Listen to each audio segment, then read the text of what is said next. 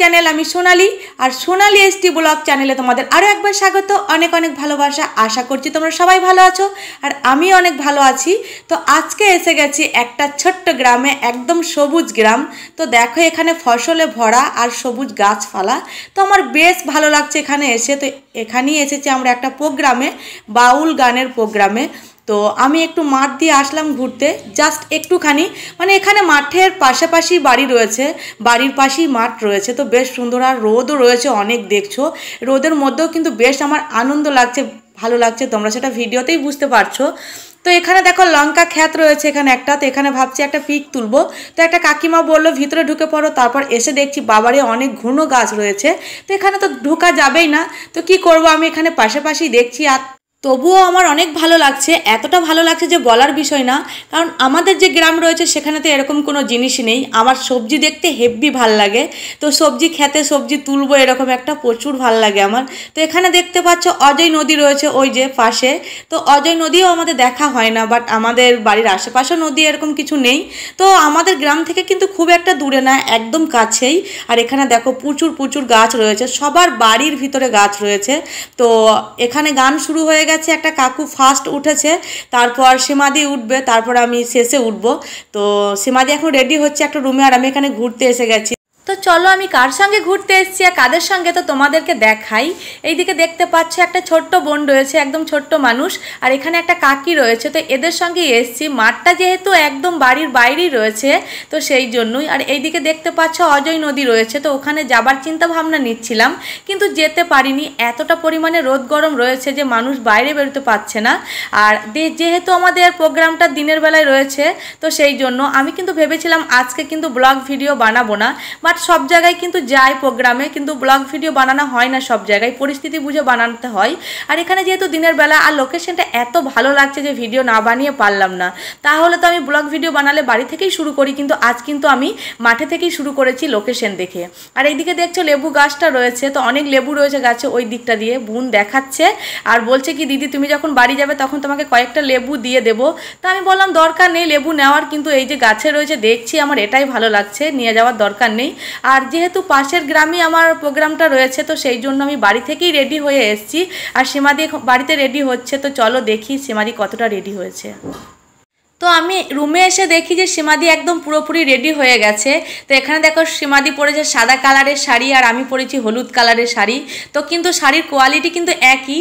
তো এখানে আমি অনেক দুঃখিত যে এখানে সীমাদির ভয়েসটা দিতে পারিনি, কারণ ভয়েসটা ক্লিয়ার ছিল না। তো সেই জন্য আপ ডাউন করেছে, সেই জন্য আমি দিতে পারিনি। কিন্তু তোমরা যারা আমার প্রত্যেক দিন বা পুরো অনেক ব্লগ ফলো করো, প্রায় ব্লগই ফলো করো, তারা হয়তো সীমাদিকে দেখেছে আমার ব্লগের মধ্যে বা কী কথা বলে।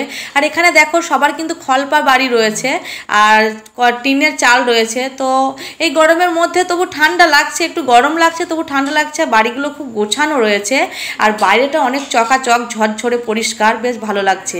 আর এইদিকে দেখো আমরা যে মা কালীর পুজো উপলক্ষে এখানে বাউল গান করতে এসেছি।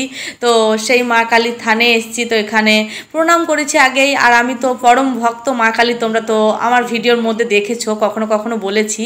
তো এখানে মা কালী রয়েছে, বাট এখানে আরও একটা ঠাকুর রয়েছে পাশে। তো এখানে পুজো হয়েছে কালকে আর আজকে হচ্ছে প্রোগ্রামটা। তো আমরা এই স্থানে এসেছি আর এখানে দেখো গান শুরু হয়ে গেছে অলরেডি অনেক আগেই। আমি যখন ব্লগ শুরু করেছি তখনই কিন্তু গান শুরু হয়ে গেছে। এখন কিন্তু ডুয়েট গান চলছে। আর আমি তো সব গানগুলো তো এখানে শেয়ার করতে পারি না। আর এখানে দেখো অনেক বড় একটা বট গাছ রয়েছে, তার নিচেই মনে হয় এখানে বাবা ভোলানাথ রয়েছে। তো এখানে গাছটা এত বড় রয়েছে, অনেক ছাওয়া দিয়েছে। তো সেই কারণে এখানে খুব একটা গরম নেই, কিন্তু গাছের ফাঁকে ফাঁকে তো রোদ এসেই যায়। তো এখানে একটু প্রবলেম হচ্ছে, যারা বাজাচ্ছে মানে এখানে যারা হ্যান্ডস রয়েছে তাদের একটু অসুবিধা হচ্ছে, যেহেতু রোদ চলে এসছে। দেখো একদম সামনেখানে, আর এত গরমের দিনে এত রোদ কি বলবো। তো এখানে ছোট গ্রামের মধ্যেও কিন্তু, ছোট পাড়ার মধ্যেও কিন্তু অনেক মানুষজন এসছে দেখো। তো অনেক মানুষজন যাচ্ছে আসছে, এটা তো হতেই থাকে। তো চলো দেখো কি গান হচ্ছে।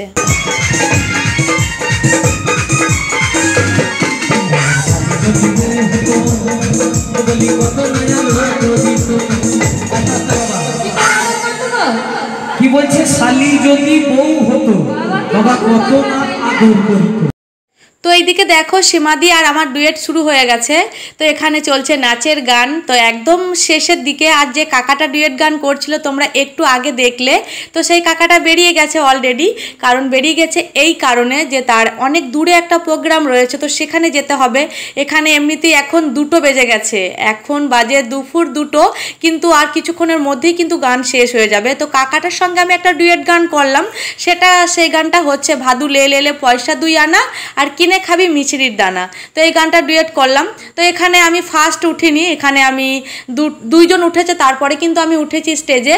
তো এখানে আমি 4-5টা গান করেছি, 5-6টা মতো, তারপরে কিন্তু আমি আবার ডুয়েট গান শুরু করেছি এখন। তো এখানে বেশ ভালো লাগছে, এখানে বুঝতেই পারছো সবার নাচ দেখে, যেখানে নাচানাচির গান চলছে। তো ছেলেরা প্লাস মেয়েরা সবাই কিন্তু নাচ করছে।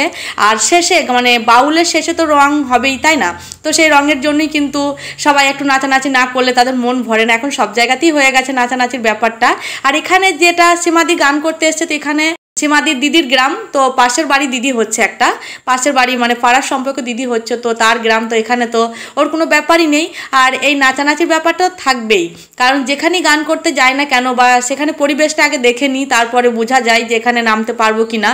বা আমাদের যে কাকা রয়েছে, মাস্টার কাকা বা হ্যান্ডস রয়েছে, তারাও বলে দেয় কোথায় নামতে পারবো বা কোথায় পারবো না। তো এখানে আনন্দ দেওয়াটাই কাজ আমাদের। সবাইকে যদি আনন্দ দিতে পারি আমরা গান গেয়ে, তাহলে তো আমাদের নিজেরও ভালো লাগে। তো গান শেষ হয়ে যাওয়ার পর কিন্তু এখানে খিচুড়ি দেবে, তো খিচুড়ি রান্না হচ্ছে ওখানে।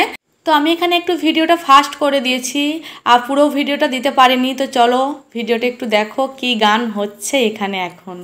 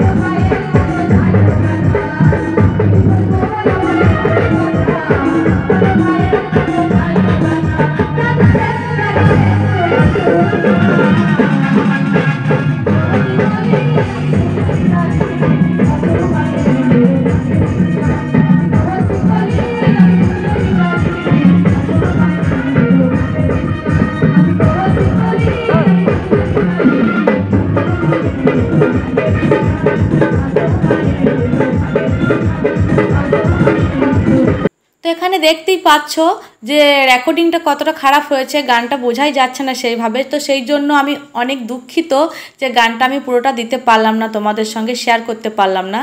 তো এইদিকে দেখো গান শেষ হয়ে গেছে। তো এখানে এখন হচ্ছে একটু হরিনাম। তো এই হরিনামটা হয়ে গিয়ে এখানে কাদা খেলাখেলি হবে বলে। কাদা খেলাখেলি হয়ে যাওয়ার পরে খিচুড়ি খাওয়ানো হবে। তো আমরা আর ওয়েট করিনি, ওখানে চলে এসেছি একদম এখানে। তো এখানে আমাদের জন্য আইটেম করা হয়েছে খাবারে, তো ভাত রান্না করা হয়েছে। তো সেই জন্য এখানে আমরা এসে গেছি। তো আমরা এখানে খাবার খেয়ে তারপর বেরিয়ে যাব। এইদিকে দেখো মাস্টারে একটা নতুন ছাত্রী হয়ে গেল, তো গান শিখবে বলে। তারপর আমরা চলে আসলাম সীমাদি আর আমি একটা পিক তোলার জন্য। তো আমরা পিক তুলতে একটা কতগুলো কাকু এসে বলছে আমাদেরকে নেবে না পিক তোলার জন্য। তো অবশ্যই নেবো। তো কাকুদের সঙ্গে একটা পিক তুলে নিলাম, তোমাদের সঙ্গে শেয়ার করলাম।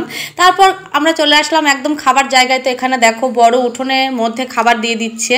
তো এখানে চারিদিকে বাড়ি রয়েছে, বেশ ভালো লাগছে ছোট ছোট। আর ওইদিকে খিচুড়ি তো দিতে শুরু করে দিয়েছে অলরেডি। আর আমরা এখানে খেতে বসে গেছি। আর 24 ঘন্টা গরম আর এই যে রোদ, তারপর সবসময় ঘামছি, তারপর মুছেই যাচ্ছি। তো এখানে দেখো পাতাও দিয়ে দিয়েছে। তো ভাই বলছে আমাকে নিয়ে তো ভিডিও করলে না বা কোনো পিক তুললে না, তো এই নিয়ে আমাদের কথা হচ্ছিল। তো ভাইকে নিয়েও আমরা একটা পিক তুলে নিলাম এখানে। তো ভাই আর আমি একটা পিক তুললাম। তো একসঙ্গেই খেতে বসেছিলাম, ওখানেও সবাই বসেছে, আমরা এইদিকে বসেছি। তো আমি বললাম যে খিচুড়ি খেতে যাব, তো কাকামাকা বলছে ধুর পাগলি, এখানে হয়েছে, আমাদের জন্য আলাদা করে খিচুড়ি খেতে যেতে হবে না। কিন্তু আমার তো তোমরা যারা ভিডিও ফলো করো তারা তো জানো আমার খিচুড়ি কতটা ফেভারিট খাবার, তো আমি খুব পছন্দ করি। আর যেহেতু এখানে ঠাকুরের খিচুড়ি, সেটা তো বলতেই হবে না, আমি অনেক পছন্দ করি। তো আমি যারা দিচ্ছিল তাদেরকে বললাম আমার জন্য অবশ্যই একটু খিচুড়ি নিয়ে আসুন, আমি এখানেই বসে বসে খাবো। তো আমার জন্য খিচুড়ি আনলো। তো সবাই বলছে ঠিক আছে আমাদেরকে একটু প্রসাদের মতো দিয়ে দাও। তো আমার জন্য সবাই একটু একটু খাচ্ছে। আমি যদি না জোর করতাম তাহলে মনে হয় খিচুড়িটা আনতো না। তো তারা বলছে তোমরা হলে শিল্পী মানুষ আর তোমাদেরকে সম্মান দেবো না, তাই কখনো হয়, বাট আমি খিচুড়িটা নিয়ে আসবো। তো আমাদেরকে এসে একটু একটু দিয়ে দিল। তো আমি তো খিচুড়িটাই বেশি করে খাই, তো আমাকে একটু বেশি করেই দিয়ে দেওয়া হলো। এখানে ভাই আরও যারা রয়েছে সবাই আমাকে নিয়ে হাসাহাসি করছে, এই গরমের মধ্যে খিচুড়ি খাবে। তো আমার যেহেতু আর প্রোগ্রাম ছিল না, দিনের বেলায় একটাই প্রোগ্রাম ছিল, আমার খিচুড়ি খেলে সমস্যা নেই। আর খিচুড়ি খেলে এই গরমের মধ্যে তো কষ্ট হয় অনেক, তো সেই জন্য ওরা খিচুড়ি খেলো না। আমার যদি রাতে প্রোগ্রাম থাকতো হয়তো আমার ইচ্ছে থাকলেও আমি খিচুড়ি খেতে পারতাম না, কারণ খিচুড়ি খেলে শরীরটা খারাপ হতেই পারতো, যা গরম রয়েছে তার মধ্যে খিচুড়ি। তো ভাতও দিয়ে দিচ্ছে। এখানে ছিল নিরামিষ তরকারি, পটল আলু আর একটা ডাঁটা দিয়ে একটা তরকারি ছিল, আর একটা চাটনি ছিল, মানে এই টকের মতো একটা। তো খিচুড়ি আর ভাত একসঙ্গেই নিয়ে নিয়েছিলাম, আর মাংস ছিল চিকেন রান্না।